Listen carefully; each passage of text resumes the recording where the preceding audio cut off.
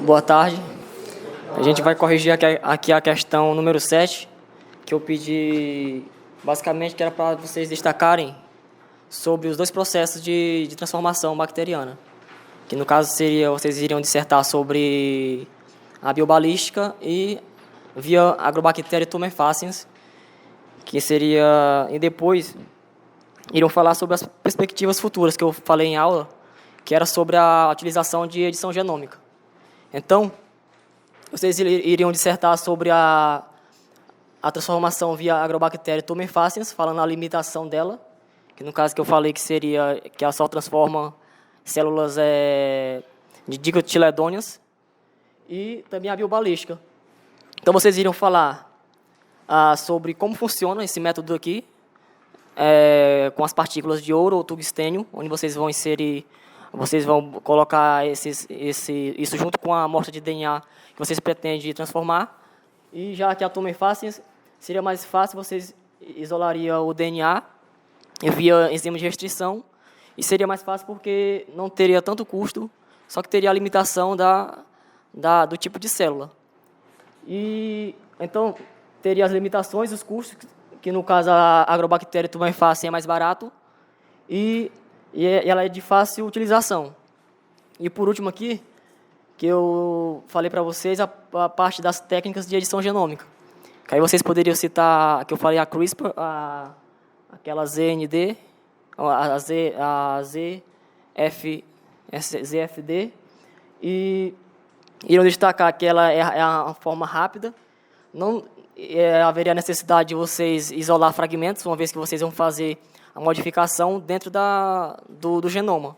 Então, não há necessidade de vocês isolar partículas ou fragmentos para depois inserir na técnica. Você já faria essa modificação nas bases dentro do genoma. No caso aqui, a modificação que vocês fariam via tecnologia de edição genômica seria in locus. Então, é basicamente isso aí que eu queria que vocês fizessem na questão. Boa tarde, pessoal. Então, a questão sobre transcrição, né? Ela quer que você aborde sobre a unidade de transcrição, cite os principais pontos, né? A sequência no DNA que corresponde à unidade de transcrição, certo? Então, para uma questão bem completa, você teria que citar o promotor, né? Explicar o que é um promotor, explicar o que é uma região codificadora e explicar o que é um terminador, né? Já cortou. Já bagunçou. Eu pensei que ia passar. Não, passa lá, passa lá.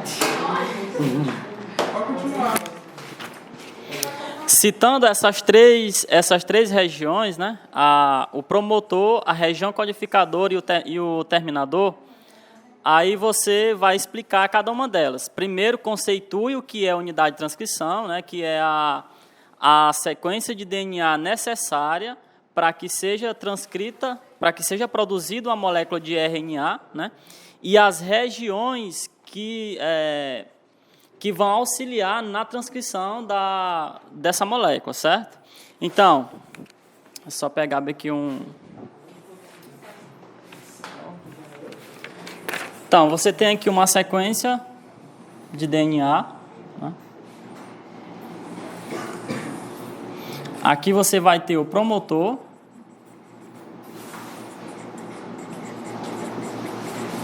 Você vai ter a sequência codificadora e o terminador.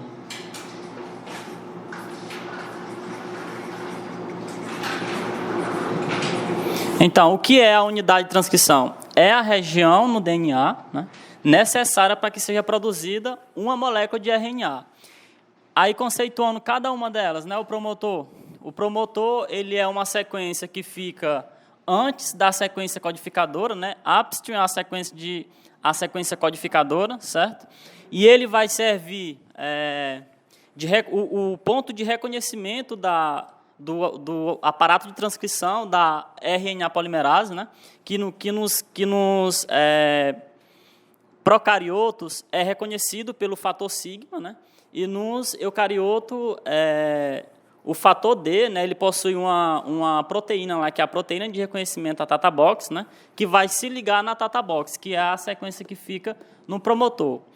Nos procariotos, ela vai ficar cerca de -10, né, que é a sequência TATA-AT, né, e existe outra sequência antes dela, né, que é a sequência TTGACA, T-A-T-T-G-A-G-A.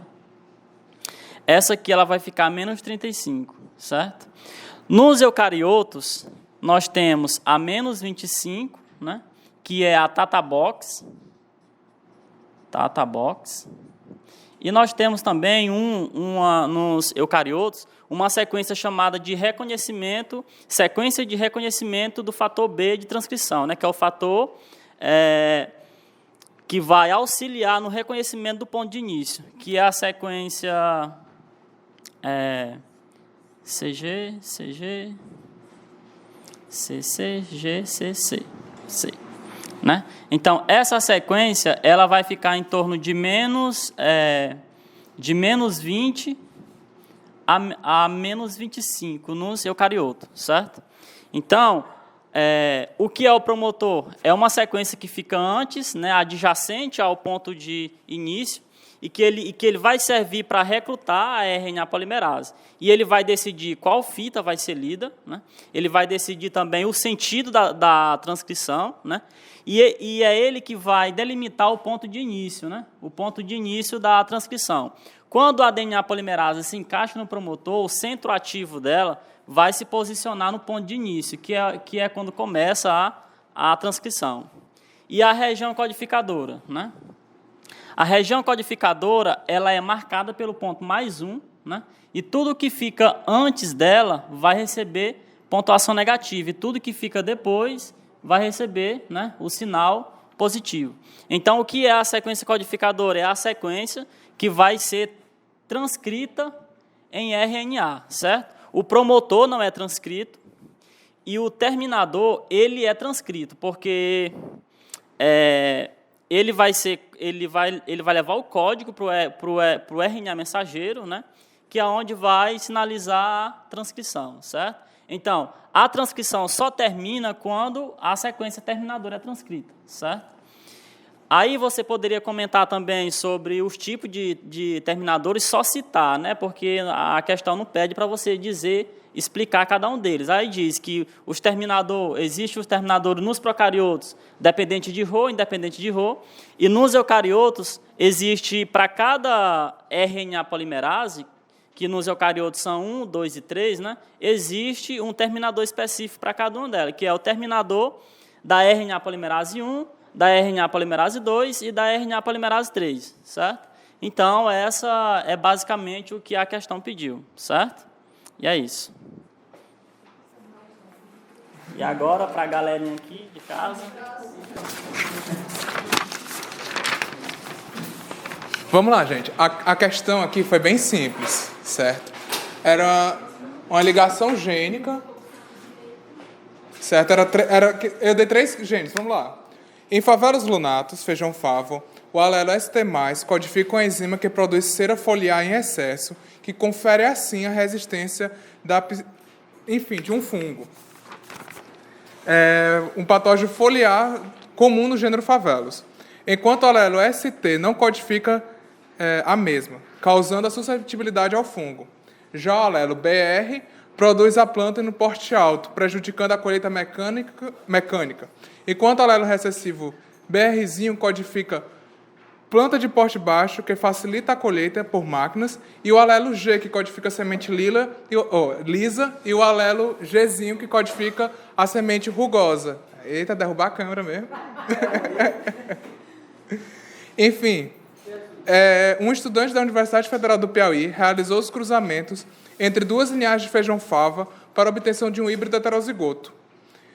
Em seguida, realizou o cruzamento teste e obteve os seguintes resultados. Bem, eu vou passar aqui os resultados para vocês. Então, aqui primeiro, eu já transformei aqui os dados. Então aqui, lá na questão tá os genes. Eu passei logo aqui se eles eram susceptíveis, resistentes e o porte. Então vamos lá. O primeiro ele é susceptível, porte baixo e semente rugosa. O outro era resistente, porte alto e semente lisa. Aqui era susceptível, alto e rugosa. Por fim, nós temos resistente, baixo e lisa. Cada um aqui representando 422, 418, 424 e 416, totalizando 1680.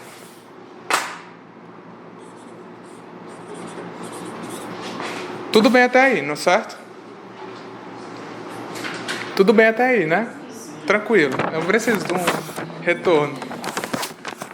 Então, o que ele quer saber? Ele quer saber se esses genes, esses 3 genes, eles estão ligados ou não e qual a distância entre eles, basicamente, nas 3 questões as 3 letras que eu fiz.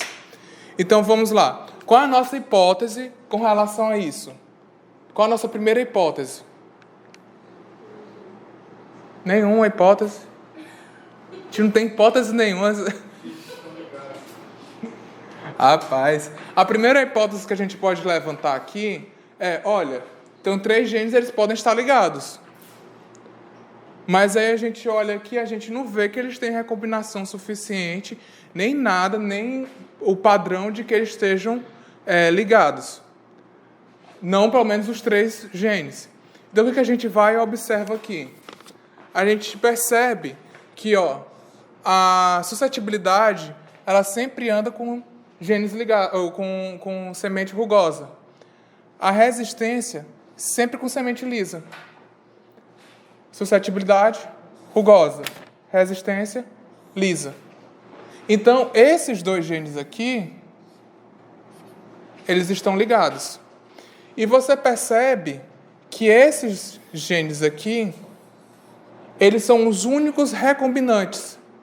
Tecnicamente, eles recombinam. Eles têm uma taxa de recombinação. Então, aqui que a gente chega à nossa primeira hipótese. A gente levantar o H0. O H0 seria o gene de resistência e o gene que dá a característica da textura da semente, no caso, se ela é lisa ou rugosa, encontram-se totalmente ligados.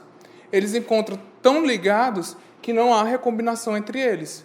Aqui, pelo menos nesse nível de 1680 sementes, não apresentam uma recombinação. Então, eles estão muito próximos um do outro. E o outro, esse daqui, se segrega independentemente. A outra hipótese, que é a hipótese H1, ela poderia ser os genes de resistência e de suscetibilidades, eles se encontram ligados, totalmente ligados, e este daqui se encontra no mesmo cromossomo, só que uma distância muito grande. Então, são as nossas 2 hipóteses que a gente pode ter. Aí, o que a gente vai fazer para testar essa hipótese? A gente vai fazer o teste do Q quadrado. Foi por isso que eu pedi na letra A o teste do Q quadrado. Então, basicamente, é a soma dos observados menos os esperados. Ao quadrado sobre o esperado. Certo? E como é que a gente vai fazer? Como é que é o esperado daqui? O esperado é de que um se segregue independentemente e os outros 2 estejam totalmente ligados. Então, a proporção esperada é de 1/4, não é isso? Então, aqui, o esperado seria 1/4 para cada um. Então, a gente pega o total e divide por 4.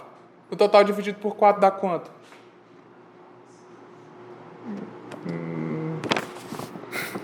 420. Tá aqui. Então, esse é o nosso esperado. Então, vamos lá. Então, seria aqui. Eu vou pegar o quadro todinho, gente. Tá pegando não, né? Aí? Tá agora. Aqui vai ser 422 422 menos 420 ao quadrado sobre 420, mais 418 menos 420 ao quadrado, 420, mais, enfim, os outros dois lá, que é 424 menos 420 ao quadrado sobre 420 e 416 menos 420 ao quadrado sobre 420. Isso tudo aqui vai dar que quadrado vai ser igual a 0,0952. Esse é o nosso Qi quadrado calculado. Certo? Esse é o nosso Qi quadrado calculado. Quando você vai lá para o Qi quadrado tabelado, você vai ver que é de 3,80. Então, ele está bem abaixo do calculado. Então, a minha hipótese de que esses genes eles estão se segregando de forma independente está válida. E como é que eu vou para ter a certeza de que isso realmente está realmente de acordo com o meu pensamento? Eu vou lá e faço a taxa de frequência de recombinação. A recombinação aqui está sendo só nesse gene aqui. Esses outros dois não estão havendo recombinação. Então a gente vai lá e faz. O recombinante são esses dois bem aqui, ó. Ou então o contrário, não importa aqui. Eu tenho que considerar... Opa, esse daqui não. Esse aqui. Não é isso? É. Ó. Os recombinantes... Porque assim, vocês se lembram, os não recombinantes vão ser os parentais, não é isso? Desculpa. Eita, Kelvin. Os parentais vão ser os não recombinantes. E os recombinantes vão ser aqueles que vão ser diferentes dos parentais. Como a gente não sabe quem são os parentais, então vão ser aqueles que são diferentes. Não é isso ou eu estou enganado? Então estou certo, né? É isso mesmo. Então aqui... vai que o professor também erra, né, não? Vai que eu esteja enganado, alguém pegou uma forma diferente. Eu acho que até tu fez de outro jeito, não foi? Foi, eu coloquei o dele como certo, depois que eu notei que, enfim, depois a gente conversa. Mas basicamente aqui, como a gente não sabe quem é o parental, a gente pode escolher qualquer um dos dois aqui, basicamente. Porque eles são basicamente os mesmos. As mesmas proporções, vamos assim dizer. Então, vamos lá. A resistente com lisa, susceptível com rugosa. Então, esses aqui vão ser os nossos recombinantes. Então, vamos lá. Os recombinantes vão ser 424 mais 416 sobre 1.680, que é a quantidade de recombinantes sobre o total, vezes 100%. Isso vai dar 0,5 ou 50%. O que isso quer dizer? Que esses genes eles podem estar no mesmo cromossomo, mas eles trabalham de forma independente, ou ele simplesmente está em outro cromossomo. Então a gente pode considerar ele como presente em outro cromossomo. Então, esses dois genes aqui, eles segregam, ou eles sempre vão estar juntos. Então, eles se segregam juntos. Eles estão ligados a ponto que não há recombinação, enquanto esse gene ele se encontra numa distância tão grande em que ele se segrega independentemente. Ele pode estar no mesmo cromossomo, a 50 unidades de medida, ou então ele pode estar em outro cromossomo. Bem, aí a letra A ele pergunta... qual é a pergunta aí da letra A, da 13ª, por favor? Os genes ST, BR e G segregam independentemente ou estão ligados? Aí você fala, os genes, o ST e o G encontram-se ligados totalmente, porque não há recombinação entre os genes, e o gene BR segrega-se independentemente, pois este apresenta uma taxa de recombinação de 50%. E tudo isso está colaborado com o Q quadrado calculado, que é de 0,0952, que é menor do que o tabelado, que é de 3,84. E a letra B, aí pergunta, né, se está no cis ou trans. Aí é basicamente bem simples a gente resolver, porque a gente pega, ó, ST mais e o G, e o ST e o Gzinho, certo? Então aqui nós vamos ter essa configuração. Essa é a configuração cis. Então, aqui o ST é o que? Resistente à suscetibilidade? O ST mais. Resistente. Esse daqui é rugoso, né? Esse daqui vai ser susceptível, esse aqui vai ser liso. Se vocês pegarem e vocês forem ver se eles estão realmente ligados, então aqui, ó, resistente, rugoso. Opa! Certeza que ST mais é resistente? Não, resistente não. Não, é mesmo.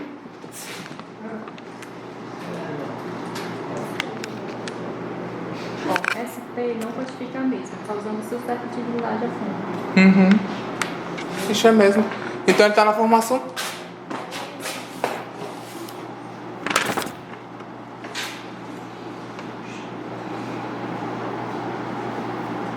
Ah, não, tá certo. Eu só troquei aqui. ST mais é susceptível. Não. Resistente. E Gzão é rugoso. Não, Gzão é liso. É liso, tá trocado é aqui. Ô cabeça. Liso, rugoso. Coração. Pois bem, tá aqui, eles estão na conformação cis, correto? Então se eles estão na conformação... Peraí, tem que pausar aqui. Continua. Pronto. Se ele tá, ó, na conformação cis, então logo eles vão ter que andar juntos. Da mesma forma como tá aqui. Então basicamente é isso, eles estão na configuração cis. Tá entendido aí? Tá tranquilo? Alguma dúvida, não? Com relação a se ele é cis ou trans. Tem alguma dúvida?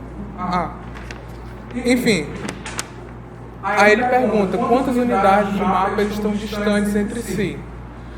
Bem, você pode dizer que entre o susceptível e a característica que dá a suscetibilidade, a resistência, e a semente lisa ou rugosa, ela não pode ser medida porque não houve recombinação entre esses indivíduos. Então eles estão ligados totalmente.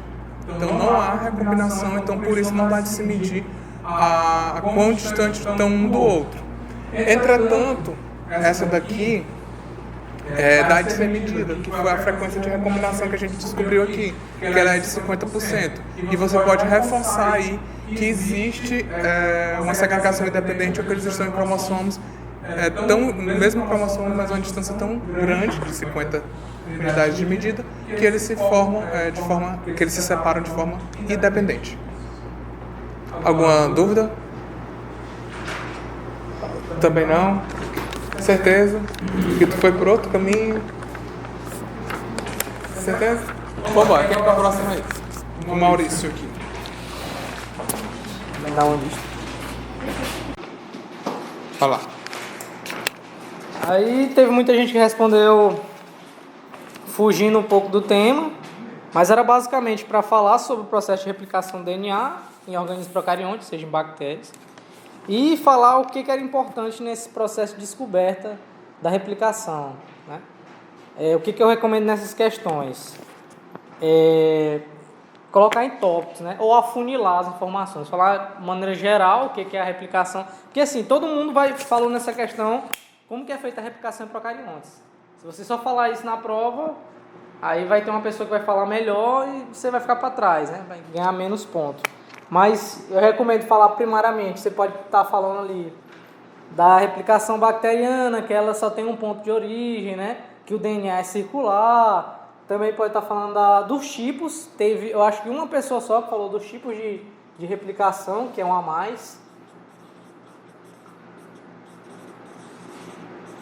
você vai afunilando as informações. Eu falo de modo geral aqui da replicação, é importante para os seres vivos, porque o DNA é semiconservativo, etc, etc.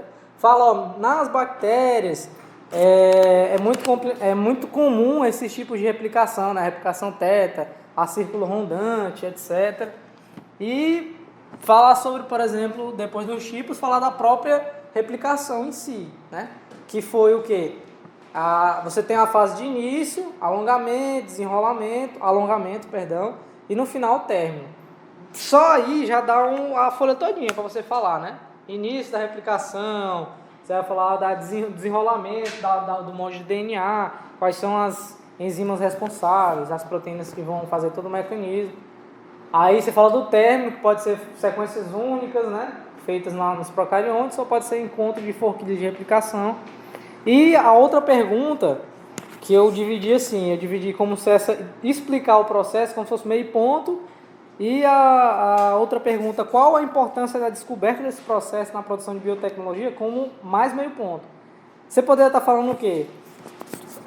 Logicamente você poderia pensar, a primeira coisa, qual seria a importância desse estudo de saber que existe ali uma DNA polimerase, de que aquela enzima vai amplificar o DNA para quê? Entendeu? Então, se fazendo essa auto-reflexão já dá para sair a resposta. Você fala lá, bem, eu descobrindo que a DNA polimerase existe, que ela pode amplificar o DNA, eu posso estar fazendo tecnologias para amplificar o DNA de algum ser vivo que eu não conheço, né? Que é a técnica de PCR. Você poderia estar falando da técnica de PCR aí, mais uma página, né? Mas não precisa fazer isso, não. Tecnologia de RNA recombinante, vocês já viram. Nas questões, lendo as questões aqui, eu estava tentando responder, eu dava para pegar coisas das questões, né? Tem um bocado de texto aqui, que está parecendo a atividade do Enem. Dá para pegar aqui e falar só sobre isso, né? Tem aquela questão ali, a 7ª, né? Fala sobre técnicas biotecnológicas. Colocava aquilo ali, ó. Técnicas biotecnológicas que melhoram e criam características produtivas em plantas e animais. Eu tirava da 7ª, copiava e colava ali e não tinha nada. Não tinha nada. Não tinha nada. O professor nem ia saber. O professor que fez a questão não ia não ia fazer outra questão, não ia ter nada. Essa redundância aí, pô. Voz da minha cabeça. E é basicamente isso. Essas questões teóricas vocês têm que dar o a mais de vocês, né? Obrigado. Alguma dúvida? Tem dúvida, né? Quem é o próximo? Boa tarde, pessoal. A questão que eu fiquei responsável foi sobre a de tradução. Só por aqui. Foi a questão 12. Então, vou ler aqui com vocês. Um filamento molde no DNA bacteriano tem a seguinte sequência de base. Então, tem uma sequência lá do DNA bacteriano e pergunta-se, considerando que, após transcrita uma molécula de RNA, o ribossomo teria que se ligar, reconhecer a sequência de início e traduzir esse filamento transcrito. Quantos e quais aminoácidos fariam parte da cadeia polipeptídica resultante da tradução desse RNA mensageiro? Transcreva a molécula de RNA e grife o código onde iniciará a tradução. Então, essa questão é bem simples. Vou escrever aqui a sequência de DNA.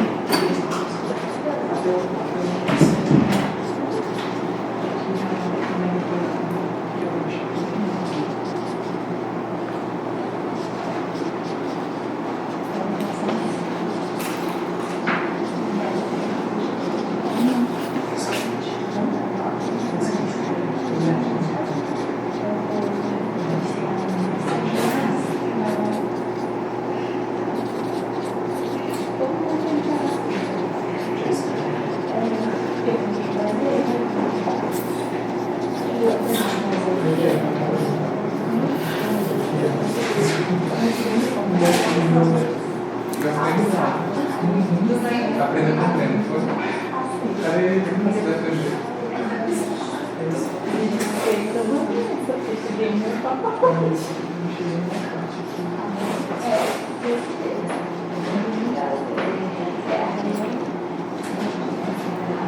Então, vocês iriam transcrever essa molécula. Aí a gente lembra que lá na transcrição muda, porque agora vai aparecer a base nitrogenada uracila em vez da timina. E quais os códons aqui que dariam origem a aminoácido. Então, o primeiro aqui seria o AUG, que no caso do DNA bacteriano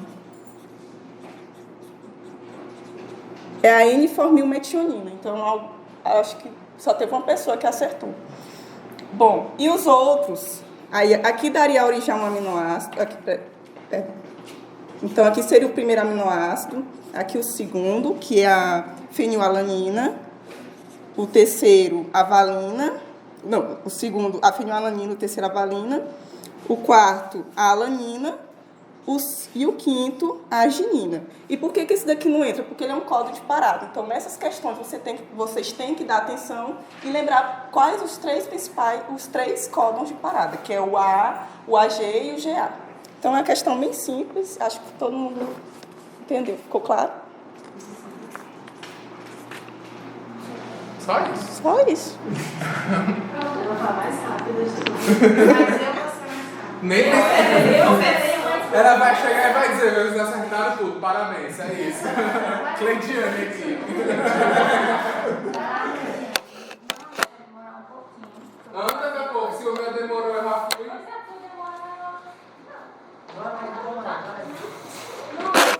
É isso aí, mostrando pra vocês que nossos professores adoram a turma, né? Não só a EAD, como a presencial que tá aqui. E é claro que o que ela vai contar é isso. Vou não, vai tudo para direto, não vou perder tempo cortando não. Meu Deus. não sou nem vagabundo.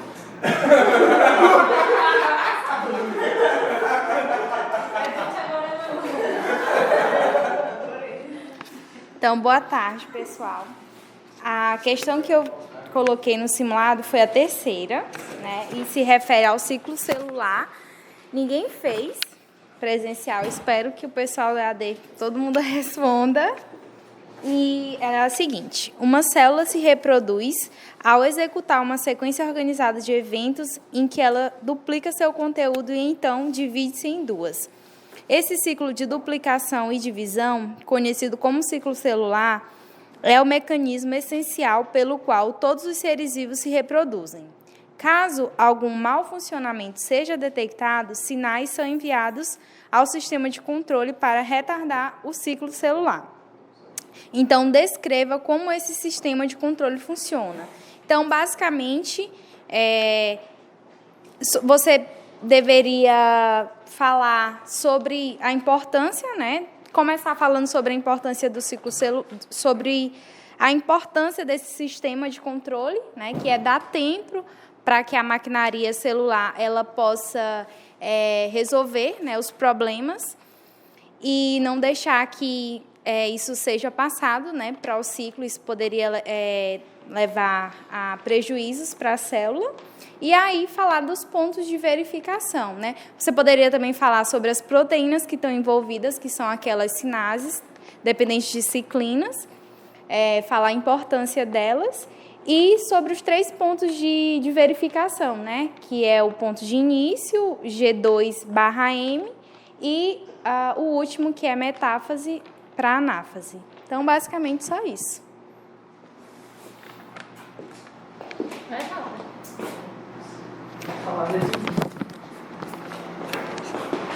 Vai precisar?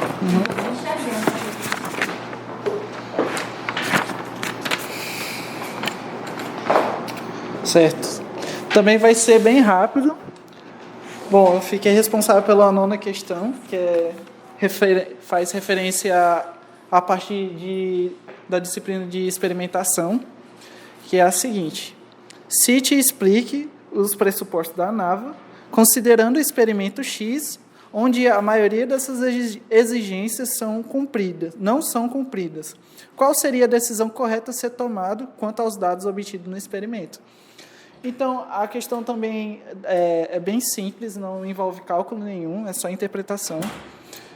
era para você citar os pressupostos, que são 4 no caso. É o pressuposto da aditividade, que diz que todos os termos do modelo relacionados ao tratamento e efeitos ambientais têm que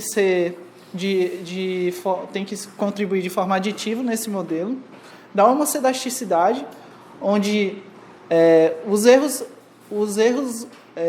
experimentais eles devem ser homogêneos entre eles, apresentando heterogeneidade entre esses erros. Não é possível comparar os efeitos do tratamento. É a mesma coisa que eu dizer que as variâncias de um tratamento tem que ser igual à variância de todos os outros tratamentos. Se for diferente, não é possível você comparar os diversos tratamentos existentes no experimento. Tem também o ligado à individualidade, que diz que os erros experimentais devem ser independentes uns dos outros, não deve ter correlação entre eles. Qual é o outro pressuposto? E a normalidade. Os erros experimentais eles devem seguir distribuição normal. Então, era justamente para vocês citarem esses 4 e explicar da forma que eu falei. E a última parte, considerando que alguns pressupostos não foram atendidos, já que a aditividade e a independência... a independência é causada... A independência é realizada pela casualização do experimento, então você não precisa se preocupar com ela, nem a aditividade, que também é predisposta pelo modelo. O único problema que você vai ter com os pressupostos vai ser sempre com a homocedasticidade e com a normalidade. Então, quando não seguir esses pressupostos, você pode optar pela transformação dos dados, ou também a adoção de estatísticas não paramétricas, e, em último caso, se você não tiver como ajustar esses dados para ter um resultado satisfatório, você pode descartar os dados experimentais e elaborar um outro experimento. Claro que... Não, claro. É por isso que é muito importante a pessoa conduzir o experimento da forma mais organizada possível para evitar o crescimento do erro. Porque se chegar no dia da sua defesa de dissertação, TCC, no caso de quem está se preparando, tese, se você tiver uma pesquisa que tiver com erro muito alto e tiver alguém com o mínimo de conhecimento de estatística, não vai passar. Então, a questão era referente a isso. Obrigado. Licença. Então, pessoal, boa tarde. Nós vamos responder aqui a questão de genética de populações, ok? Questão bem simples de cálculo. Caiu uma questão semelhante a essa na seleção de 2016, certo? Então, pode ser, né, que tenha novamente uma questão do tipo. Então, uma questão basicamente assim, simples de se resolver. Por quê? É só para a gente saber se a população está em equilíbrio ou não. Lembrar de fazer o teste do Q quadrado e usar a fórmula, né, do equilíbrio de Hardy-Weinberg, né, que é P ao quadrado mais 2PQ mais Q ao quadrado. Então, vou colocar aqui os dados da questão, na verdade. Então, total de indivíduos da população, 6.000 indivíduos, sendo azão, 1.300 indivíduos com genótipo azão, com genótipo azão-azinho, 3.000. Pois é, azão-azinho. E com genótipo azinho, 1.700 indivíduos. Então, na letra A é pedido as frequências alélicas e genotípicas, e na letra B é para saber se a população está em equilíbrio ou não. Então, é básica, né, aquela fórmula para saber as frequências genotípicas. Número de indivíduos azão, dividido pelo número total de indivíduos na população. 6.000, que vai dar 0,47. 0,47. E para saber a frequência de indivíduos... É essa? Não é 47. 0,21. Desculpa, é porque eu olhei no lugar errado. 21. É para saber a frequência de indivíduos heterozigotos, vai ser 3.000. dividido por 6.000, que dá 0,5. E a frequência de indivíduos? Azinho, 1.700 dividido por 6.000, que dá 0,28. Isso. Certo? Então, aqui são as frequências genotípicas. As frequências alélicas, frequência do alelo azão, 2 vezes, né, o número de indivíduos azão, mais o número de indivíduos azão, azinho, dividido por 2 vezes o número total de indivíduos na população. Então, fica 2 vezes o número de indivíduos azão, 1.300. Mais número de indivíduos azão, azinho, 3.000. Dividido por 2 vezes 6.000, que dá 0,47. Aí, para identificar a frequência do alelo azinho, só subtrair. 1 menos frequência de azinho. 1 menos 0,47 é 0,53. Ok? Então, essas são as frequências. A partir das frequências alélicas, a gente consegue identificar as frequências genotípicas esperadas, né, considerando o equilíbrio. Aí, após essa parte, a gente faz o Q quadrado, ok? E foi aqui onde a maioria errou, né? Cadê o apagador?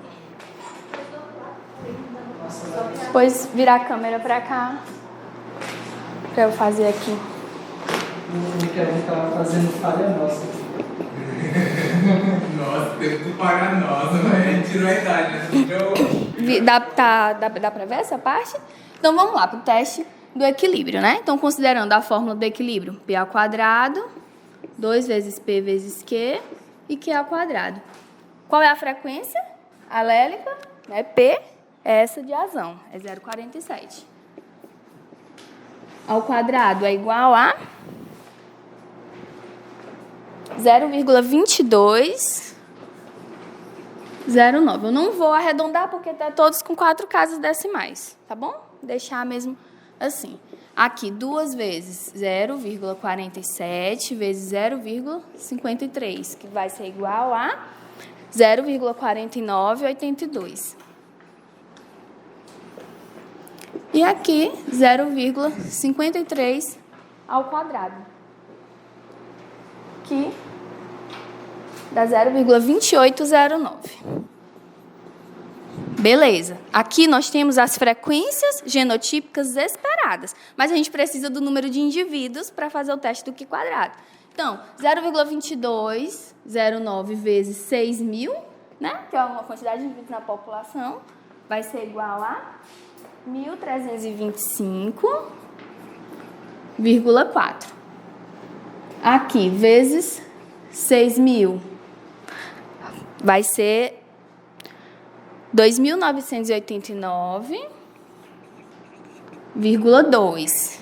E aqui, vezes 6.000, vê que é um cálculo de proporção, só mesmo para identificar o número de indivíduos. 1.685,4. Ok? Estão entendendo, né? Aqui é para a gente saber o número de indivíduos esperados na população, considerando o equilíbrio. Não usem as frequências. Algumas pessoas usaram as frequências para fazer o teste do Q quadrado. Outras não fizeram esse cálculo, fizeram o cálculo do mendelismo, naquela outra forma de identificar os esperados. Mas não, então a gente tem que saber a quantidade de indivíduos esperados, considerando o equilíbrio. Beleza, aí vamos só para a fórmula. Q quadrado, observados menos esperados, dividido pelos esperados. Então, colocando aqui os genótipos. Quantos observados para o azão? 1.300, que são os que a questão dá. Então, 1.300 menos esperados, 1.325,4 elevado ao quadrado, dividido por 1.325,4. Mais, quantos indivíduos heterozigotos observados? 3.000. 3.000 menos 2.989,2 são os esperados. dividido por 2.989,2. Mais, foram observados 1.700 azinho a azinho, mais 1.685,4. Quando a gente faz, né, esses cálculos aqui, para o azão, a gente vai encontrar 0,48, depois que subtrai, eleva ao quadrado e divide pelos esperados, 0,48. Para os azão, a gente encontra 0,04, arredondando, e para o azinho, 0,12, que é igual a 0,68, certo? Aí a gente tem que, então, saber o número de graus de liberdade, né? Sempre lembrando daquela formulazinha que o grau de liberdade é o número de genótipos menos o número de alelos. Quantos genótipos nós temos? 3. Quantos alelos? 2. Então, 3 menos 2, 1. Indo lá na tabela, que está no final do simulado, a gente consegue ver que quando tem 1 grau de liberdade no nível de significância 5%, o valor do grau de liberdade é 3,84. E aí, esse aqui quadrado é maior ou menor que 3,84? É menor. Então, a população está em equilíbrio ou não? Está em equilíbrio. E aí, aceita a hipótese H0 ou rejeita? Aceita, né? Ou melhor, não há motivos para rejeitar H0. Certo? Então, a população... Vou colocar aqui.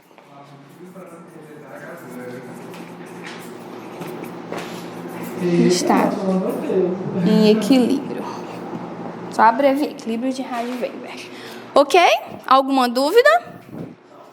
Bem tranquila, né? Eu vi que algumas pessoas confundiram, misturaram essas fórmulas. Lembra que eu ensinei 2 formas de calcular as frequências alélicas, né? Uma a partir das frequências genotípicas e outra a partir do número de indivíduos.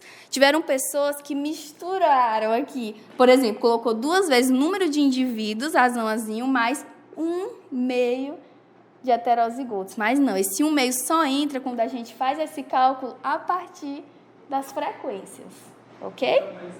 Foi só esse o probleminha, tá certo? Então, ok? Então é isso, pessoal. Obrigada. Boa tarde, gente.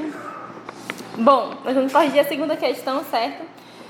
No ano de 1892, considerando as informações de campo de 1.200 vagas da raça Gyr, de uma propriedade localizada no estado do Mato Grosso, estimou-se a herdabilidade em 0,30 para a característica produção de leite. E após 20 anos, essa mesma propriedade, a herdabilidade estimada para a mesma característica reduziu para 0,23. Então, aqui a gente observa que a questão está tratando de herdabilidade, onde no intervalo de tempo de 20 anos houve uma redução de 0,30 para 0,23. Explique as possíveis causas da redução da estimativa da herdabilidade. Por que, ao longo desse período de tempo, ocorreu essa redução da herdabilidade? Principalmente, quais são os fatores que acarretam redução de herdabilidade? Aqui, no caso, a gente está tratando de uma raça, né, de vacas, e onde, ao longo do tempo de 20 anos, essa herdabilidade reduziu. Provavelmente, essa redução de herdabilidade se deve a quê? Se deve justamente a um grande parentesco entre as vacas, certo? Teve muita gente que fugiu um pouco da resposta. Tipo, tinha uma resposta, acho que era da Tamila. É você? Você. A sua resposta estava muito boa. Tudo que você falou tinha a ver com herdabilidade, só que você fugiu bastante do que a questão realmente estava pedindo. No caso dessa questão, ele está perguntando aqui quais possíveis causas da redução da estimativa de herdabilidade. Então, vocês deveriam focar em conhecimentos a respeito de endogamia, tá certo? A endogamia é uma das principais fatores que ocasionam a redução de herdabilidade, tá certo? Porque aqui, no caso, na questão, quando ele dá o valor de 0,30 e 0,23, aqui eles estão dando o valor da herdabilidade já calculado. Então, não cabe mais você estar, por exemplo, falando de variância ambiental, variância fenotípica, porque aqui esse 0,30, 0,23 já é o cálculo da herdabilidade em si. Então, nesses valores já foi retirado toda a variância ambiental, certo? Então, quando vocês forem responder essas questões, vocês abordem o conhecimento de vocês sobre endogamia, tá certo? Endogamia, vocês podem estar falando de heterose, tá certo? Não sei se vocês lembram no slide que tinha uma figura lá que eu falava de heterose, falava de endogamia. O que acontecia quando uma linhagem ela começa a cruzar com ela mesma, sofrer o processo de endogamia? Vocês observam que a heterose ela vai diminuindo, tá certo? O que e, consequentemente, se eu vou perdendo heterose, eu vou perdendo variabilidade genética, tá certo? Então, vocês, quando forem responder essa questão, vocês foquem nessa questão de endogamia, de heterose, de perca de variabilidade, tá certo? É basicamente isso. E aí, aqui pergunta também, que consequências para a melhoria genética do ganho e as consequências para a melhoria genética do rebanho em estudo? O que acontece?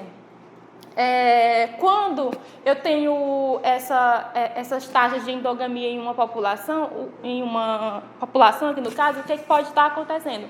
Eu posso estar vindo a precisar de um número maior de gerações para que o ganho expressivo seja restabelecido, tá certo? Então, como os indivíduos aqui eles são muito similares, porque provavelmente estão utilizando o mesmo reprodutor há bastante período de tempo, isso significa que aquela população, elas compartilham, geneticamente, elas são muito similares entre si. Então, é importante para estar até mesmo aumentando a heterose, tá inserindo indivíduos diferentes nessa população, para eu estar tendo uma variabilidade maior naquela população, uma vez que a endogamia reduz a variabilidade. Ok? É basicamente isso. 5 segundos, né? Vai até muito. No quadro. Hoje que já aprendeu com bola, foi? Eu percebi que minha letra é horrível, por isso que eu não gosto de quadro. Falou tanto mal do bichinho. Não, mas a minha é horrível no quadro. O papel é mais... Eu tô parecendo. Bom, pessoal, boa tarde. Finalizando com chave de ouro, nós vamos aqui corrigir a 10... Ah, não! Então Então corta essa parte. No caso, tu edita e coloca ela por último, para ela só fala dela ficar... Isso, tá bom? Vai fazer sentido. Pois ó, edita no final, tá bom? Pra aparecer com chave de ouro, a cereja do bolo. Juro, né, que eu vou editar. Bom, gente, corrigindo a 11ª questão sobre mendelismo, eu vou até dar uma lida na questão para ficar de melhor entendimento. Bom, em determinada planta, flores vermelhas são condicionadas por um gene dominante e flores brancas pelo seu alelo recessivo. Folhas longas são condicionadas por um gene dominante e as curtas pelo seu alelo recessivo. Esses dois pares de alelos localizam-se em cromossomos diferentes. Do cruzamento entre plantas heterozigóticas para os dois caracteres, resultaram 320 descendentes, sendo 179 com flores vermelhas e longas, 52 vermelhas e curtas e 60 brancas e longas, e 25 brancas e curtas. Desses, esperam-se o número de plantas com flores vermelhas e flores curtas. Então, a questão... Deu a frequência observada, o que se observou, quer que vocês calculem a esperada. Além disso, quer que vocês testem por meio de um teste de hipótese, que é o teste de Q quadrado, que a gente viu, tanto em primeira quanto em segunda lei de Mendel. Além disso, é identificar o genótipo dos parentais e da prole. Então, vamos...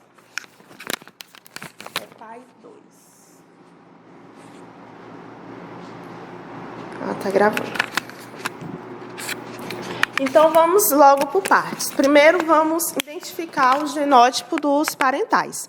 A questão é bem clara. Ela diz que os dois parentais desse cruzamento eles são heterozigóticos para esses dois genes. Logo, o genótipo dos pais. Eu vou ter Vzão, Vzinho, flores vermelhas, Lzão, Lzinho, folhas longas. Vzão, Vzinho, flores vermelhas, Lzão, Lzinho, folhas longas. Para visualizar o fenótipo da prole, seria interessante que vocês realizassem o quadrado de Punnett. Porque vocês conseguiriam ver, vocês iriam ver quantos gametas forma esse indivíduo. 4 gametas. Pode falar sua voz para a gente escutar. 4 gametas, né, Bruno?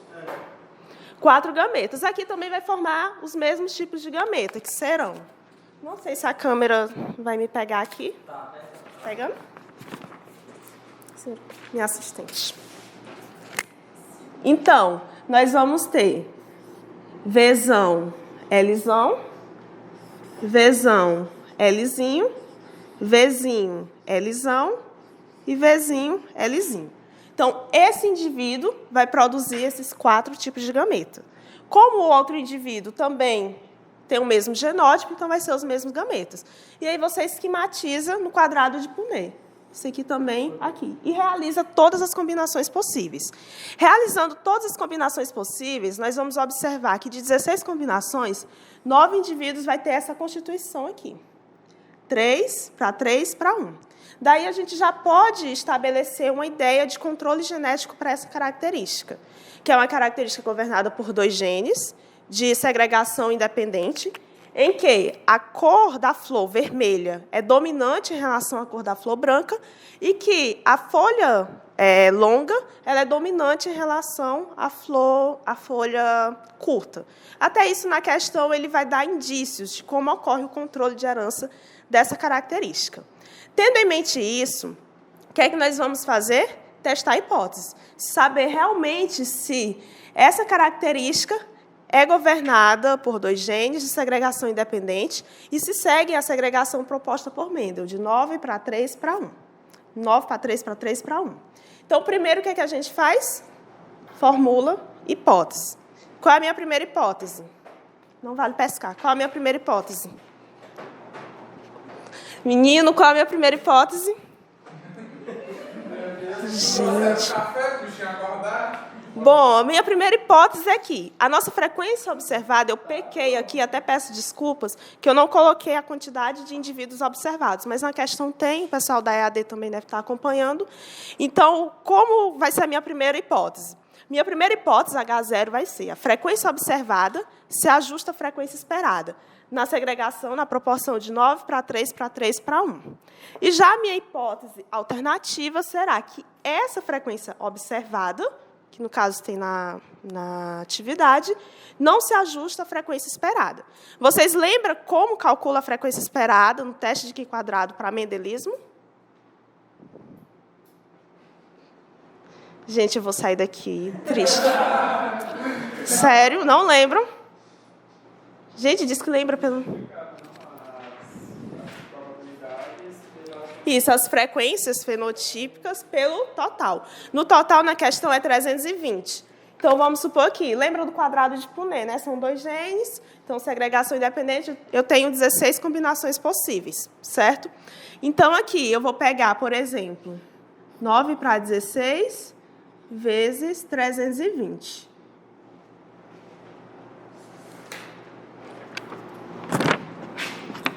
Eu vou ter 180.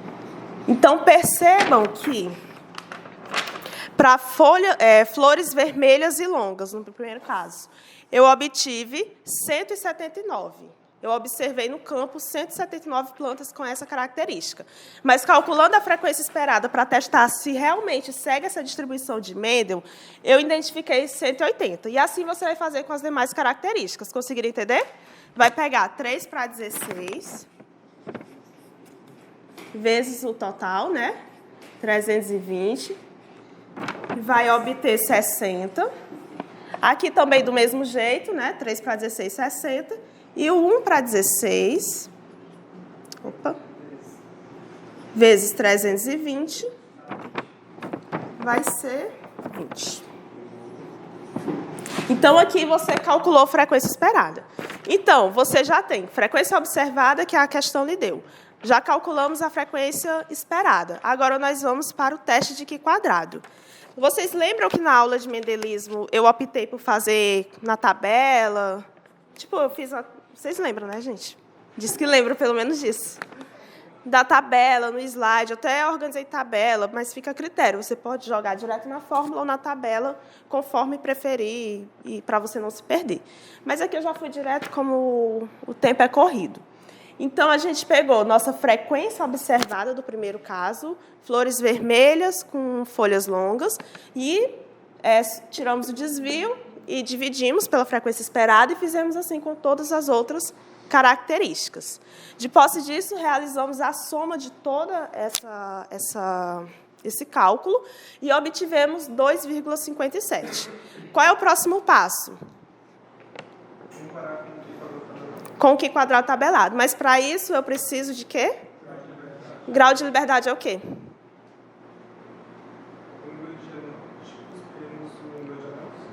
Não, está confundindo com a Vanessa, com de genética de população. Ele não pode dar cola, não. Eu quero os meninos. Vai, vai Bruno. Vai, Bruno. O grau de liberdade é o número... Como? Número de classes fenotípicas menos 1. Então, quantas classes fenotípicas nós temos? 4 classes. Logo, nosso grau de liberdade será 3. Aí, lá no Q² tabelado, na nossa questão, a gente não pôs tabela, porque na própria questão, se vocês perceberam, tem o valor de Q² calculado e a probabilidade. No Q² tabelado, foi de 7,82. Então, considero... Olha, eu deixei até uma pesca aqui, vocês me enrolando para responder, gente. Então, o grau de liberdade, eu tenho 4 classes fenotípicas, como a Tamila falou, menos 1. Então, comparando a 5% de probabilidade, eu vou obter esse valor que tem na questão de vocês. Então, eu vou comparar. Esse Q² calculado, de 2,57, é maior ou menor que o Q² tabelado? Se é menor, é o quê? Significa o quê? Ou não significa, né? Entenderam? Significa o quê? Que é não significativo. Se é não significativo, não existe evidências para eu rejeitar essa primeira hipótese, de que essa frequência observada, que tem na lista de vocês, se ajusta a essa frequência esperada que encontramos. Então, a questão basicamente era isso, você identificar o genótipo dos parentais. Eu aconselharia vocês realizar o quadrado de Punnett para vocês visualizar todos os possíveis genótipos da prole e depois fazer todos os procedimentos do Q². É simples. Mamão com açúcar. E é isso, galera. Obrigada. Quem é o próximo? Ei, tu me edita no final, viu? Que vai ficar uma cereja do bolo penúltima, não legal. Ó, isso aqui é... Não, isso aqui é teu. Não, isso aqui é teu. Já acabou com o negócio antes da hora. Tá cheio de falha nossa. Esse povo como é que passaram nessa prova? Puta que pariu, se eles passaram, eu passo. Tá gravando, viu? Tá gravando.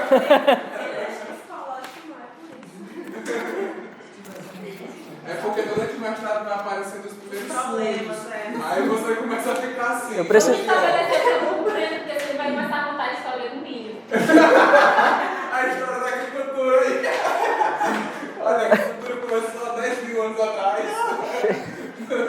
No paciente fértil ali.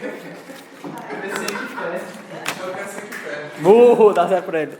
Bom, pessoal, continuando a nossa correção, né? Se alguém ainda tiver aí. Então, a sexta questão, né, era sobre epigenética, né? Então, ela pedia uma definição de epigenética. Alguns deram mais ou menos, né, um rumo sobre a definição de epigenética, né? Considerei algumas coisas, né? E também pedia para definir o que era um traço epigenético, né? Que é um traço geralmente estável, ou seja, é passado de uma geração para outra, seja mitoticamente ou através da meiose, e que essa mudança, né, ela altera o que é a expressão dos genes, mas não é uma mudança a nível nucleotídico, ou seja, não é uma mutação em si. né? Então, eu pedi também os mecanismos responsáveis pelos efeitos epigenéticos, né? Com a metilação do DNA, certo? Que era para explicar um pouquinho sobre o processo, né? Qual é a base que é principalmente metilada. Além disso, né, modificações de histona, vocês poderiam explicar um pouco também, né? Acetilação, ubiquitinação. E o terceiro mecanismo seria os RNAs não codificantes, né? Que a gente sabe que modula a expressão dos genes. Então, não era só citar esses três, né? Era para explanar um pouco sobre cada um, certo? Porque vocês tinham espaço, né? Vocês tinham uma folha todinha em branco, então vocês poderiam realmente explicar sobre cada um, ok? Além disso, o Maurício, ele me deu a tarefa de corrigir a 14ª questão dele, certo? Ele verificou, e eu também, que ela está dividida em duas partes, né? Essa daqui, né, que tem os traçozinhos, mas a gente verificou que houve algum erro de impressão, algum erro na montagem da questão, que quando a gente for analisar, não conferia com os resultados. Então, a gente vai anular essa primeira parte, certo? Ok? Senão vai anular a questão toda. Certo? Mas a segunda, né, que é explique de que forma o processo de indução de alterações cromossômicas nas células podem contribuir para o melhoramento genético vegetal. Então, havia várias respostas para essa alternativa, certo? Eu considerei alguns daqueles que colocaram. Poderia ser a obtenção de linhagens homozigotas, né? A gente sabe que nos programas de melhoramento a gente tem que obter linhagem homozigota para fazer os cruzamentos, então pode-se utilizar essa técnica. Além disso, com essa obtenção, você tem uma diminuição, certo? Na obtenção de uma linhagem homozigota, certo? E, além disso, né, com todo esse processo, você consegue diminuir o tempo, né, de melhoramento genético de uma determinada espécie. Ou seja, você quer lançar um cultivar, você pode utilizar a indução cromossômica para tentar diminuir, para conseguir linhagens homozigotas o mais rápido possível. Algumas pessoas também colocaram sobre, né, sobre a produção de frutos maiores, né, de sementes maiores, isso também está certo, né? Então, se você quer lançar um cultivar, se você induz uma substância antimitótica, você consegue produzir um cultivar com frutos maiores, com sementes maiores, né, por exemplo. Então, isso tudo contemplava, né, nessa questão, ok? Alguma dúvida?